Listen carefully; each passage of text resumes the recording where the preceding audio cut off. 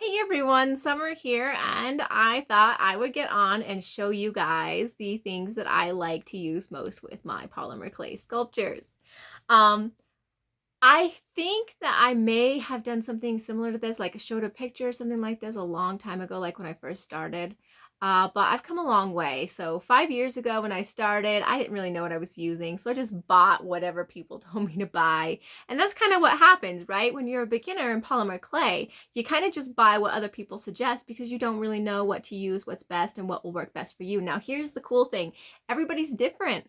So even though you're buying all of these things, or you might buy or try something that's household related because somebody suggested that, you can find the things that work best for you, what you work well with, given the way that the style that you create things. So I'm going to show you the things that I use absolutely the most. Like almost every single time I create a piece, I am probably going to use this. That's the kind of things I'm going to show you, other than my hands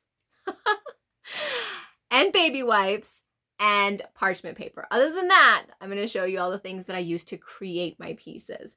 So I have these cool eyes. They're like, they're called drop beads, like point or like 5-0 drop beads. I don't know if you guys can see that. I'm hoping you can.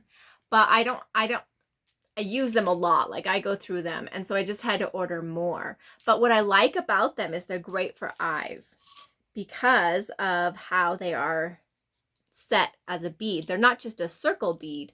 They're kind of more like a teardrop size. Let me see if I can show you without, let's see here. So let's see.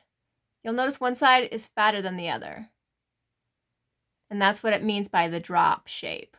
But it's great for eyes because I put this smaller piece inside the clay and then I use the fatter piece for the actual eye. So I love these beads. I love these drop beads. Like they're my favorite beads ever to use for all of my eye needs and in different sizes. And then I use,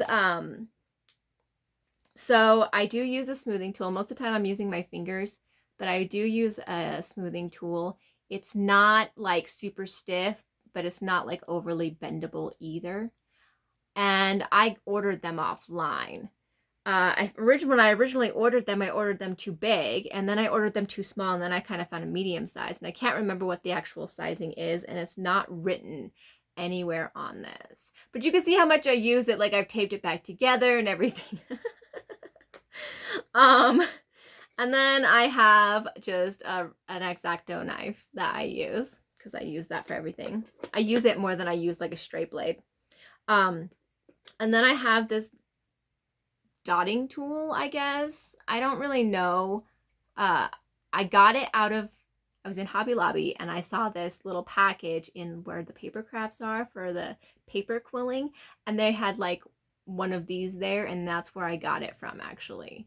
So that's what I use, and it's got 2 different sizes on it. I even use this for painting, like when I do like dotting on my painting, I'll take this out and use it for that too. And then I have a needle tool, which is one of my favorite things ever. You can see I have burnt it a couple of times. I've glued it a couple of times. I don't know if you can see it or not. Let me see. The tip is actually bent. So that's interesting. But it's also one of my favorite tools. I use this to make like little dragon feet with and all sorts of other stuff.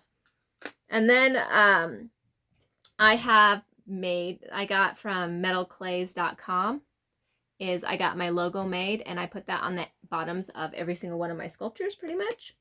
And then last but certainly not least, because I like blushing, like little feetsies and little tails, because I make dragons and cheeks.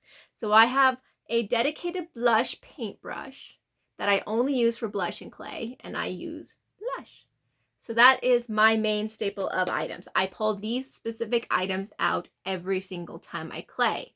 If I go somewhere, these are the items I take with me when I go to clay. So that's what I have. So I hope you guys enjoyed this. I hope you found something that maybe you want to try or that you can use for yourself.